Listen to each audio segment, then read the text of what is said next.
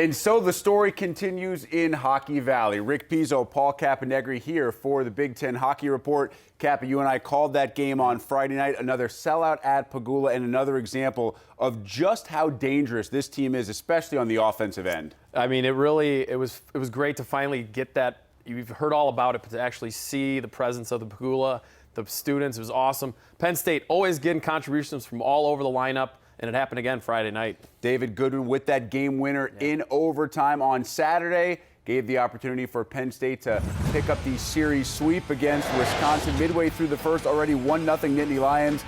Goodwin shoots, redirects it to Andrew Sturtz.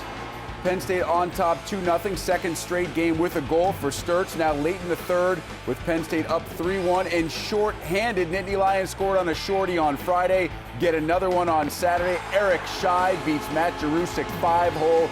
Scheid's second of the game, and Penn State picks up the sweep with the 4-1 win.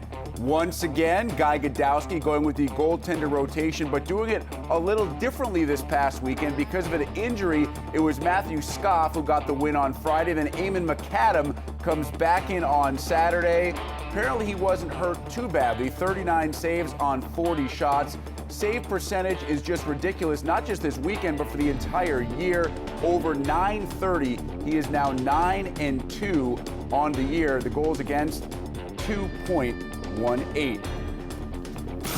Goaltending's been outstanding. Luke Juha, some other defensemen playing big-time minutes for Guy Gadowski as well. But it starts with their offense. They're third in the country, 4.18 goals per game. And just this past weekend, Cappy, 99 shots on goal in 2 games. It is, and seeing it in person, you see now, it's relentless. And, you know, I think the best thing about it is all 4 of their lines are going. It's like a machine. Guy Gadowski doesn't match lines. He puts anyone out there. You got Tommy Olczyk, Richard, Scheid on Saturday was the lead man. Sturtz, a young freshman who I love. It comes from every angle. You can't match up with them, and they just keep coming. They all play the same way.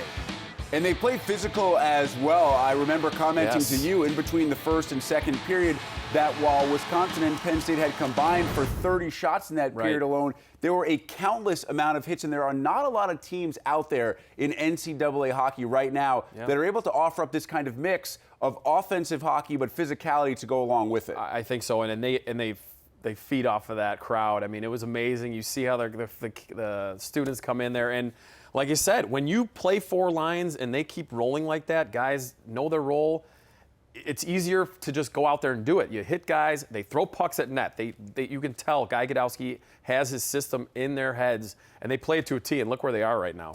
We had the opportunity to chat with Wisconsin head coach Mike Eaves before the game on Friday. He told us a great story that he compared last season to the Endurance. If you know that story of Sir Ernest Shackleton, one of the great leadership stories of all time. His ship trapped in ice in Antarctica did not lose a single man, despite the fact that they spent months on these remote islands down in the South Pole area.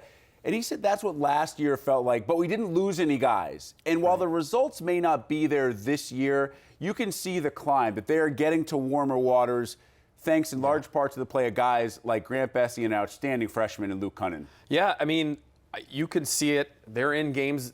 That game could have went either way on Friday night. A goal here, a bounce here. Cameron Hughes. I think their depth is where they're kind of hurting right now. And then you're relying on a freshman goalie who played great on Friday. But it's hard to rely on a freshman when you're back in the net. He gave up 8 goals this weekend, but as I pointed out, he made 91 saves, and Jarusik made several key saves. He was a big reason why the game went to overtime on Friday and why Wisconsin stayed within striking distance on Saturday.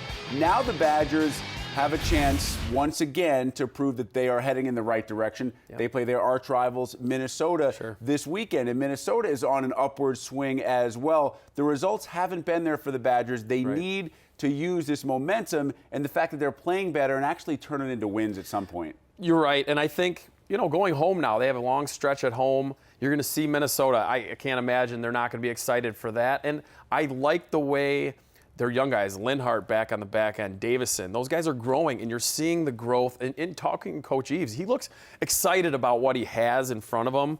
You know, the past is the past. And he has the players. Luke Cunnin is going to be a star in this league if he hangs around. He's projected first-round draft pick in the NHL coming up.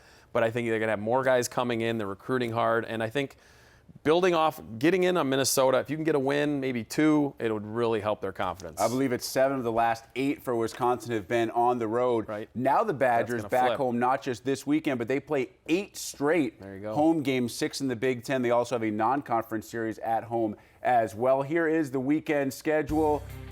Penn State, Ohio State, 7 o'clock on BTN Plus on Friday. Minnesota and Wisconsin, you can see here on the Linear Network, 9 Eastern, 8 local time on Saturday. Nittany Lions and Buckeyes do it again at 7 Eastern. Minnesota and Wisconsin, hour earlier than on Friday night. The Badgers and Gophers will skate at 8 Eastern, 7 Central. That's on Saturday night. And that wraps up another edition of the BTN Hockey Report. For Paul, I'm Rick. Keep checking us out on BTN.com and Twitter as well.